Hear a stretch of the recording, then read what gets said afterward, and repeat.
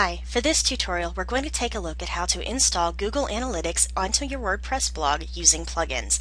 First thing we have to do is get a Google Analytics account, and we're going to do that by going to Google Analytics, which is www.google.com/analytics. Then we're going to go into our WordPress dashboard, into plugins, and we're going to look at Add New. And we're going to put in Google Analytics and search our plugins. And here you can see it gives us our profiles, our tracking code, our property settings, and our social settings.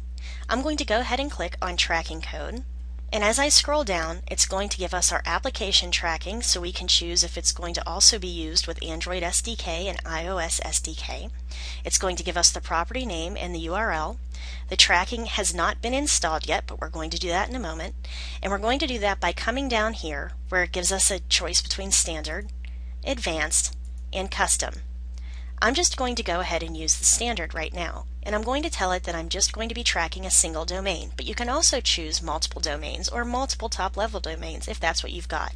You can also choose if you're going to track AdWords campaigns, but I don't have any AdWords campaigns right now, so I'm going to leave that blank.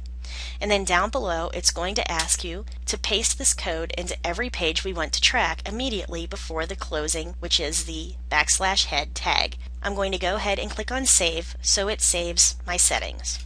Here in Profiles you can also choose your assets that you want to be available in this profile, the goals that you'd like to set, and you can set goals such as people who go to your Contact Me page or even who click on your RSS feed subscription. The users that you're going to put in here that can check your Google Analytics, and right now it's just me under administrator. The filters, and you can choose filters to put in here, and your profile settings. You can put your default page.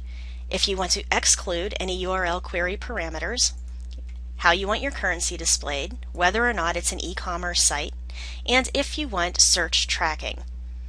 And that's if you have a search on your site. And then click Apply when you're done. Going back into my WordPress dashboard, I'm going to go to Plugins and Installed Plugins. And now I'm going to go down to Google Analytics, click on Settings, and it's going to ask me to authenticate with Google. Then I'm going to go into my Tracking Code tab. This is the tracking ID for my Google Analytics property, which I'm going to copy.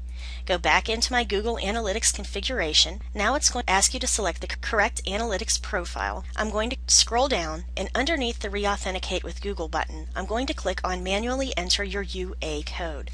And I'm going to take the UA code and I'm going to click and paste it in. Tell it to put the tracking code in the header, or you can have it so you can insert it manually. Track outbound clicks and downloads, show advanced settings if you wish, and then click on Update Google Analytics Settings. And now my Google Analytics settings are updated. That means that anytime somebody comes to my home page, it's going to go into my Google Analytics and show up. But it will take till the next day to show up. If you go to your dashboard in Google Analytics, you'll see a bunch of the tools that it has. Includes how many visits you've had to your site, the average visit duration, the goal conversion rate, meaning how many of the goals you set have been achieved, visits by traffic type, visits and page views by URL, visits and average visit duration, and the goal completions. It also can set automatic alerts. When you come back to Google Analytics, you'll go to Standard Reporting, and you'll be able to choose which of these metrics you're going to see. And it's also going to show you all of this information down here.